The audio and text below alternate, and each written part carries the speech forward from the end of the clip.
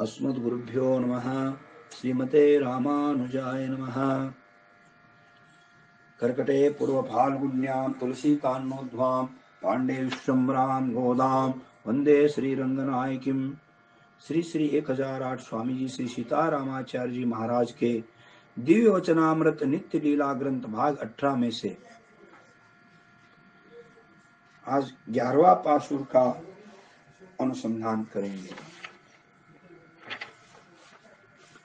खास भगवान से मिलने के लिए यह धनुर्मास व्रत किया जाता है। गोपियों ने यह व्रत किया था, वैसे ही भाव से श्री गोदम्मा जी ने किया। श्री गोदम्मा जी श्री जी का अवतार थी, जगन माता थी। उनका सुंदर स्वरूप कैसा दिव्य था, भगवान को मोहित करने वाली श्री जी हैं। जो कुछ सौंदर्य लावण्य माधुर्य संसार भर में दिखाई देता है, वह श्री जी ने ही कुछ अंश कर कृपा कर दिया है।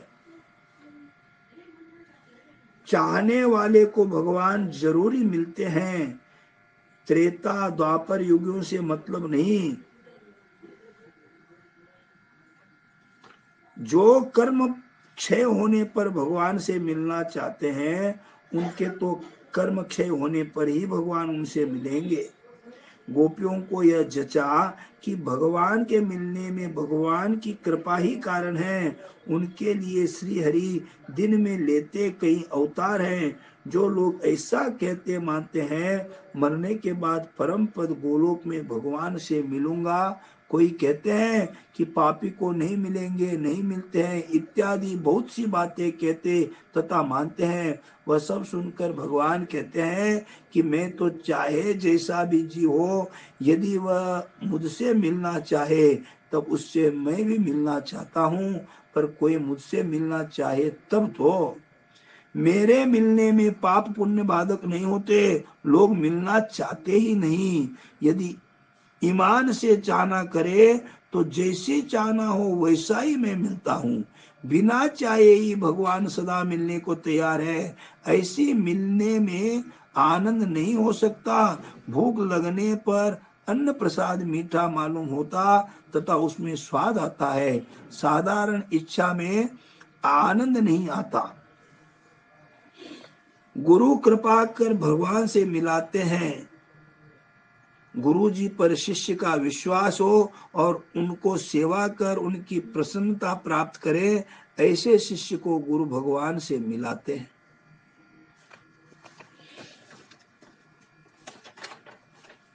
श्री गोदम्मा जी सब सखियों को साथ ले और सखियों को जगाती हुई चली और एक के पास पहुंची। उस सखी को मालूम भी हो गया, किवाड़ जरा बंद थे। जगाती है, मोहना प्यारी बहन चलो, बरसात नहीं है। सखी तो भगवान का अनुभव करती रही। सर्वथा दोष रहित नाम गोपाला है। कहते हैं उठो, स्वर्णलता समान अद्भुत बात है। शोभा सौंदर्य की खान गोपाल है। दोष सहित दुनिया के हैं, परंतु ग्वाल सब निर्दोष है। वही निर्दोष है जिसे भगवान अंगीकार करें। दोषी होता हुआ भी भगवान की कृपा से निर्दोष हो गया समझो। यही श्री गोदम्मा जी ने मोहना प्यारी से कहा कि आपका कुल निर्दोष है। गोपी के स्वामी श्री नंद बाबा जी की खड़ाऊ माथे पर रखकर श्री कृष्ण भगवान लाए। पर ब्रह्म जिसकी खड़ाऊ माथे सिर पर उठाए, उनमें अब दोष कैसा।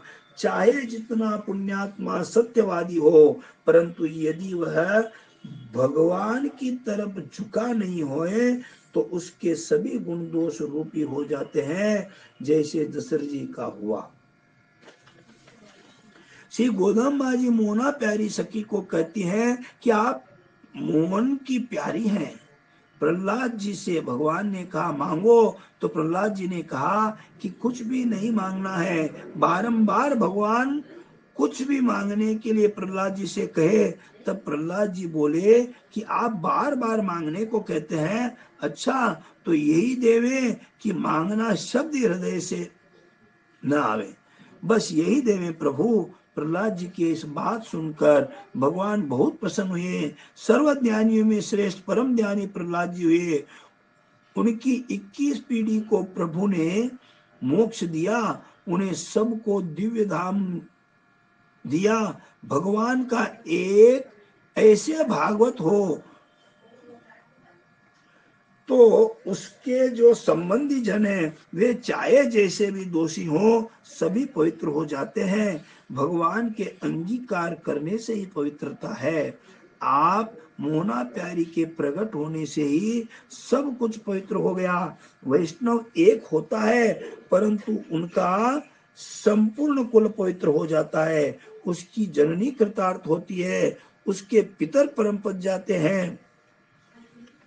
वह जहाँ रहता है वह देश जमीन पवित्र हो जाती है। ऐसी महिमा उस वैष्णव की होती है जिसे भगवान ने अंगीकार नहीं किया है। उसके पुण्य और गुण सभी पाप रूप हो जाते हैं। श्री कृष्ण भगवान के लिए उनके पिता वसुदेव जी कंस से झूठ बोले, यह दोष गुण पुण्य से में शामिल हो गया।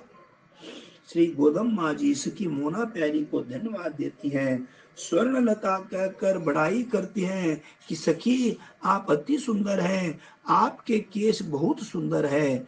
जो भगवान के श्री विग्रह को प्रेम करता उसको रूप मिलता है। जैसे कुरूप कुब्जा ने भगवान के रूप को चाहा, भगवान को चंदन लगाया तो भगवान ने प्रसन्न होकर कुब्जा को परम सुंदरी बना दिया। जो रूप की चाहना करे वह भगवान के रूप के दर्शन करे। जिस मनुष्य को गुरु का संबंध नहीं है वह देखने लायक दुनिया में भक्त कहे जाते तो क्या हुआ। यदि उन पर गुरु कृपा कटाक्ष नहीं हो तो भजन किया यथार्थ लाभ नहीं हो सकता। मोना प्यारी सखी के रूप का वर्णन अति दिव्य है। बड़ी सुंदरी हो, मध्य भाग पुष्ट है और सुंदर है, प्रीतम को मोहने वाली हो। उसका भीतरी भाव का अर्थ है कि जिनके हृदय में गुरु कृपा का संबंध और श्री जी की कृपा का संबंध दृढ़ता सहित है वही मध्य भाग पुष्ट है, ऐसा कहा गया। भगवान की कृपा है वही सुंदरता लावण्यता है।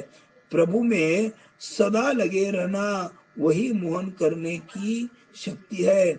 उस श्रृंगारिक श्लोक का ऐसा पवित्र भाग है, दूसरों की बड़ाई करने से अपना भी स्वरूप सुधरता है। अहंकार ममता अपने में नहीं होना चाहिए। भगवान अहम मम नहीं कह सकते हैं। श्री जी भी अहंकार करे तो भगवान उन्हें छोड़ देते हैं। श्री राधा जी कैसी प्यारी थी, उनमें जरा अहंकार आया, रास करने में बस भगवान तुरंत अंतर ध्यान हो गए। श्री जी का अवतार श्री रुक्मिणी जी हैं, उनके भी मन में कुछ अहंकार आया तो श्री कृष्ण भगवान ने उनसे कह दिया कि मैं तुम्हें छोड़ दूंगा। अहंकार रहित श्री वृंदा नाम की थी, उनके शरीर की चिता भस्म पर भगवान लौटे। हाय वृंदा करते हुए उस वृंदा को तुलसी रूप से स्वीकार किया। उस तुलसी के बिना भगवान अन्न जल भोजन रूप ग्रहण नहीं करते हैं। यह है प्रेम दशा का प्रसंग। भगवान के स्वभाव के सिवा विषय में कहाँ तक कहा जाए। भगवान के संबंध से ही बड़ाई होती है। भगवान की कृपा ही बड़ाई में समझना चाहिए। भगवान की कृपा नहीं समझे तो बड़ाई नीचे गिरा देती है। श्री गोदम्बा जी उनसे कहती हैं कि सखियां बहनें बहुत आई हैं, आप आकर गिनती कर देखें। सभी आंगन में खड़ी हैं, मेघ वर्णस्य का गान गा रही हैं।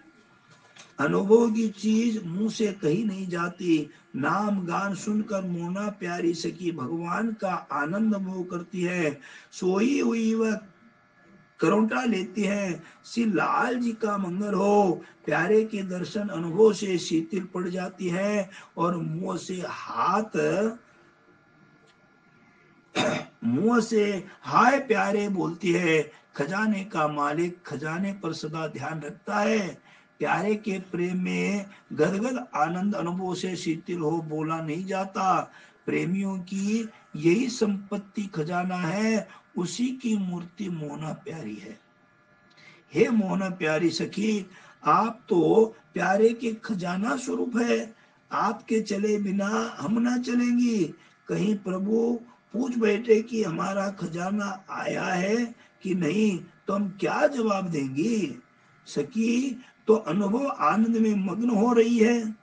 मेघवर्ण का नाम सुन मग्न हुई, प्यारे का खजाना है ऐसा बता दिया, इसलिए आनंद में भरी है, निद्रा में नहीं।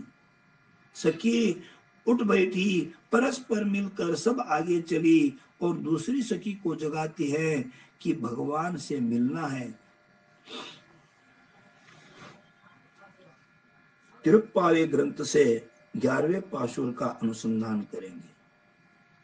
श्री गोदम्बा जी सखियों को जगाती हुई कहती है, वन में मोर के जैसे स्वच्छंद फिरने वाला गोपी जागो, समस्त बांधव व सखी जन मिलकर कीर्तन कर रहे हैं, तुम आओ।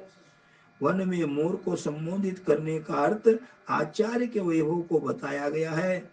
जहाँ मोर रहते हैं वहाँ सर्प इत्यादि दुष्ट जानवर नहीं आते हैं।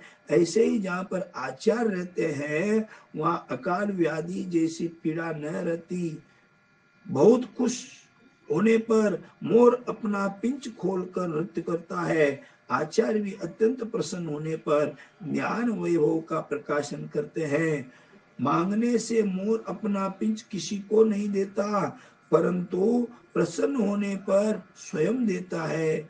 वैसे ही आचार्य भी सेवा से पुनः पुनः प्रश्न पूछने पर प्रसन्न होकर कार्यक्षेप करते हैं।